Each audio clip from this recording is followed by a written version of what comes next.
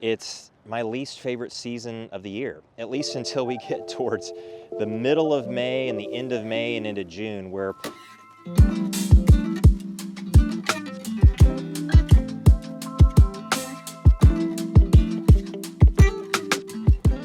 this morning I'm in Indianapolis and walking along. Obviously it's not a really warm day, and actually the weather and the warmth, the cold, it's something that comes up a lot more than I ever would have predicted over the years from people that are moving here and they've never been here before. So I'm in this neighborhood, and specifically in this neighborhood because I've got some people from Arizona, some clients from Arizona that just purchased a house in here, and we were doing a showing on the house yesterday, and it was sleeting, actually sleeting, and they were wondering about it a little bit because while they've seen it before and they've seen snow before and experienced a little bit of snow before, they were a little bit surprised by it this particular time. So we're gonna talk about that a little bit, and days like this and the seasons, and why this particular season is my least favorite of the entire year anymore.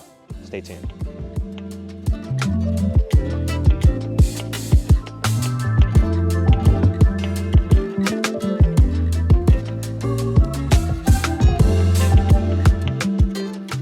Hey everybody, I'm Jason Compton with the Living in Indianapolis channel.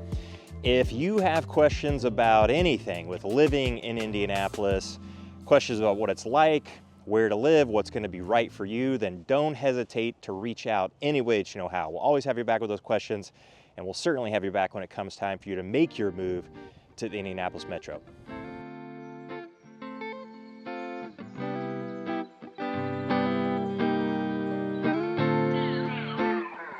All right, so I am back in this neighborhood in Indianapolis, and I want to talk to you about kind of my least favorite, not kind of, what has become my least favorite season of the entire year.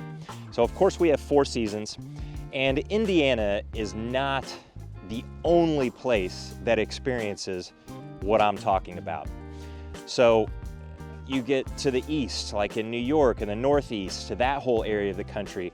Of course, a lot of the Midwest, so Ohio, Kentucky, you can get as far south as Tennessee and into Georgia and places like that too. And even further east with the Carolinas, Virginia, West Virginia.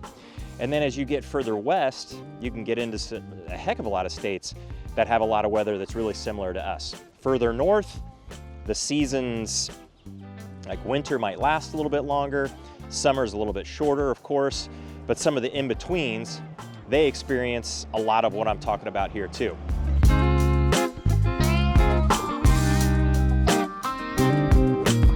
So out of all of the seasons, my preferences have changed through the years, definitely. So summer is easy to like. I like summer. I don't particularly like summer in some parts of the country, and I've been to Phoenix, Arizona, and Grand Canyon and all of that, the whole area of the country in July. I've done that before, and that was actually fairly miserable. It wasn't so bad at the Grand Canyon. It was still pretty hot, but it's a higher elevation, a little further north.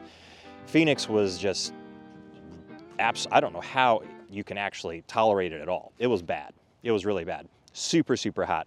Dry heat, whatever. It's still 115 degrees. It was super hot, unbearable just about.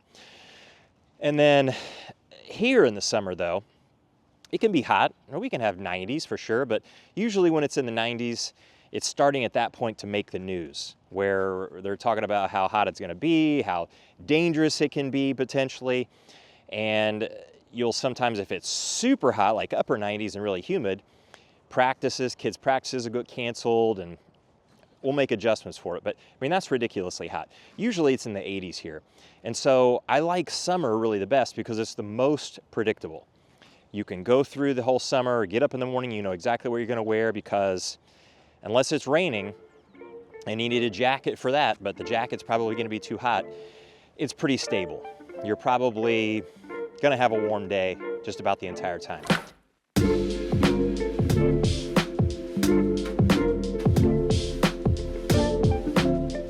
Fall is kind of my next favorite season. And not because it's necessarily super predictable, but it's pretty predictable, especially When we get into late September anymore around here, this has probably been this way really for decades, but it's really a pretty warm month. We can still get plenty of days in the 80s. It's not as humid though. The weather is exceptionally stable. We don't get a lot of rain in the fall, fairly dry. And then of course, when we get to October, it starts to get really, really beautiful. Things cool off. Once you get to the end of October, it can get a little bit cold, but usually it's not that bad. And then in November is when the bottom starts to drop out on temperatures, especially night. But it's fairly predictable and stable really as you go through the fall. And then winter,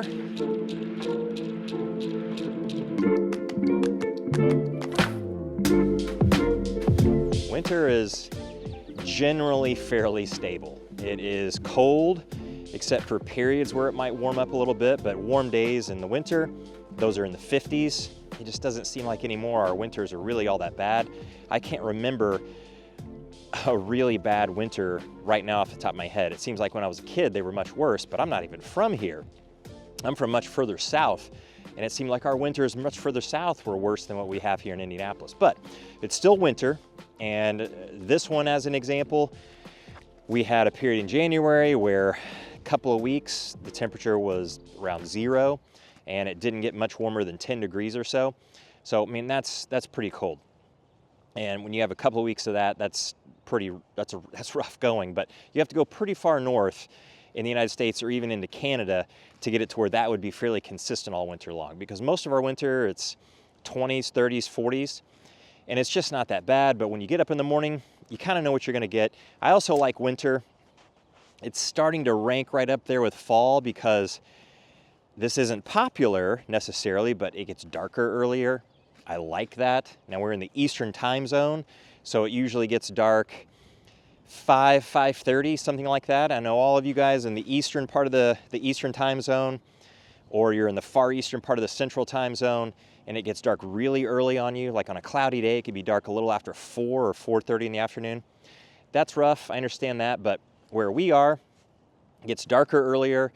It's easier to get the kids to bed. You've had hours of darkness, so it really feels like the night's coming on. And the winter is just, it feels to me like a time where you can actually slow down a little bit throughout the whole year. It's not as hectic. And I used to really not like the winter at all. It was probably my least favorite season by far. And it's, as I've gotten older, it's just crept up there.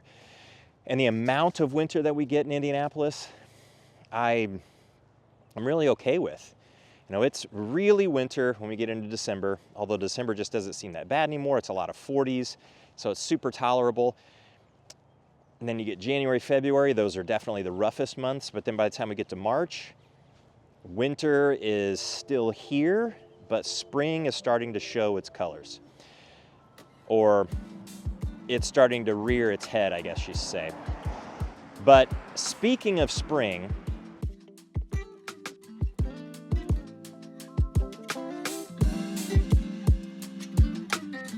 spring has gotten to the point where it's my least favorite season of the year, at least until we get towards the middle of May and the end of May and into June, where spring technically ends as we get late into June, like around June 20th, June 21st, when we get to that summer solstice.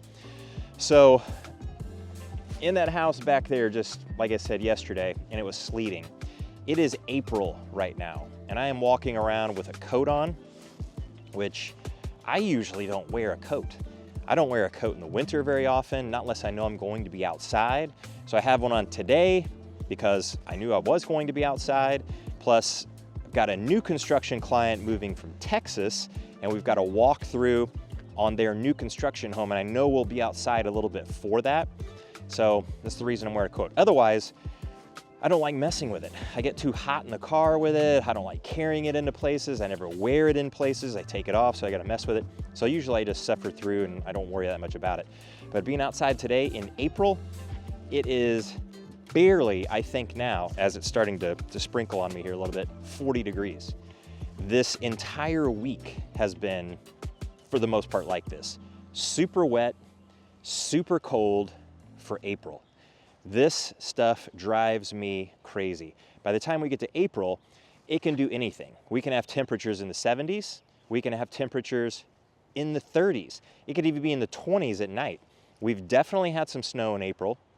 We don't really get that much snow at all, but we can get a little bit in April. It's rare, but I can remember times where we've gotten that. It's just that just like I was saying about winter, I've started to enjoy winter, but once spring starts to show its face and it starts to get a little nicer and starts to get a little warmer, then I'm ready for winter to go away. But it seems like it just can't release its grip. And again, back to Indiana not being the only place that has this happen. There are lots of places in the country, but if you're from southern Florida or the Phoenix area in Arizona. Now, I've been out there in January and February, and I know it can get cold out there too, but it usually doesn't last very long, and it's usually just in the evening, and you get into the morning, and then as the day goes on, usually warms up into the 60s, sometimes warmer than that, sometimes maybe not. But days like this are very few and far between. Or if you're in Southern California, you've probably never seen days like this. If you've never really traveled out in the early spring or the winter of any other part of the country very often, then some of this stuff is foreign to you. So I don't like that about spring, the up and down, and I'm certainly not alone.